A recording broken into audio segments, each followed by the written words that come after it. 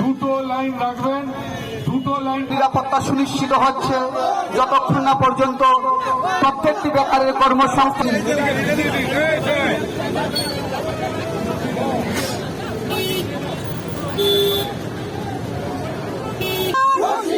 রাজ্যের ভয়াবহ বেকার সমস্যা, শূন্য পদ পূরণ।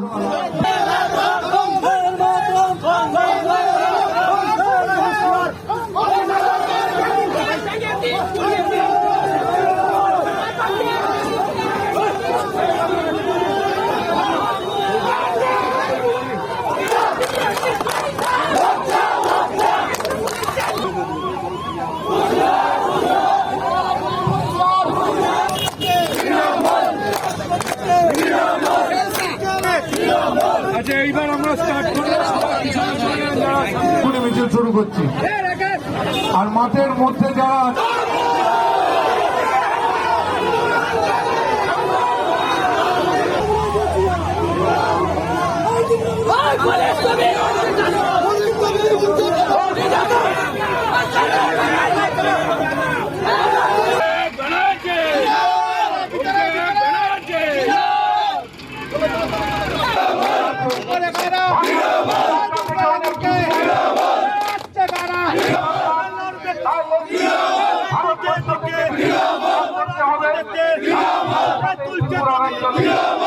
আপনারা দেখেছেন, আপনারা শুনেছেন,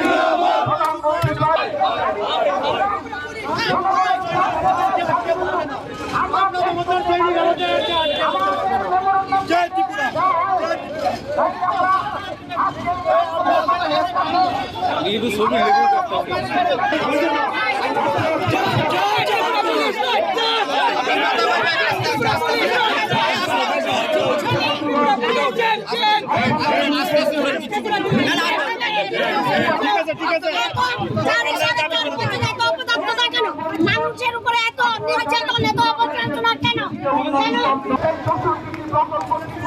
চালু করার জন্য আপনারা মমতা ব্যানার্জি তৃণমূল কংগ্রেসকে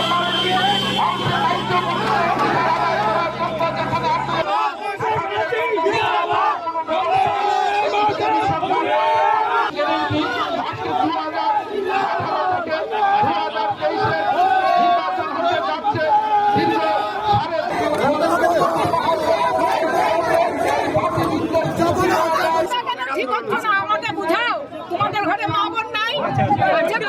যদি থেকে টাকা তাহলে কেন এগুলো করছো তোমরা? তোমরা কি একবারে চিন্তা করছো না যে আজকে দেশের পরিস্থিতি, ত্রিপুরা রাজ্যের খবর অবস্থা কি? হ্যাঁ, আমাদেরকে টেনে হিচড়ে নিয়ে যাচ্ছ কিসের জন্য? আমরা কি অপরাধ? আমরা কি কাউকে ফোন করেছি না মেরেছি? এবং প্রতিনিয়ত যেভাবে দ্রব্যমূল্য বৃদ্ধি করা হচ্ছে তার প্রতিবাদে যখন আজকে প্রদেশ যুব তৃণমূল কংগ্রেস রাজভবন অভিযান নেমেছে, তখন তারা কাপুরুষের মতো তারা পুলিশকে সামনে থেকে এগিয়ে গিয়ে যুব তৃণমূল কংগ্রেসের নেতৃত্বদের গ্রেফতার করছেন। কিন্তু আমরা আগামী দিনে এই রাজ্যের যুবকদের সাথে আমরা আরো বৃহত্তর আন্দোলন করব।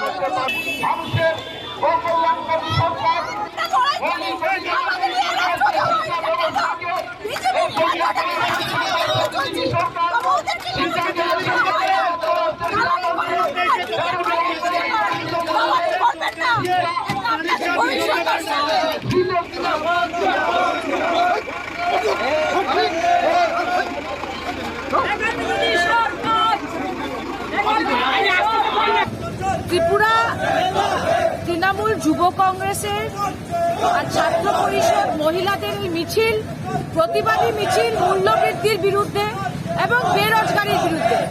আজকে ত্রিপুরা রাজ্যতে বিজেপির রাষ্ট্রীয় সভাপতি এসছেন, উনি জবাব দিন যে এই ত্রিপুরার যুব সমাজের চাকরি কোথায়, মিসড কলের চাকরি কোথায়, টিচারদের চাকরি কোথায়। এইসব জবাব না দিয়ে ওনার কোনো অধিকার নেই ত্রিপুরাতে এসে জনসভা করার।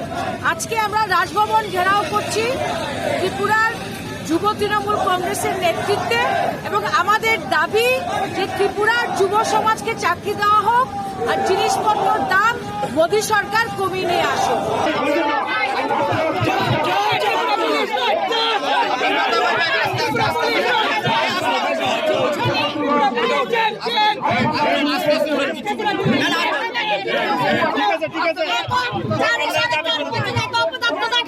মানুষের উপরে এত নির্যাতন এত অবমাননা কেন?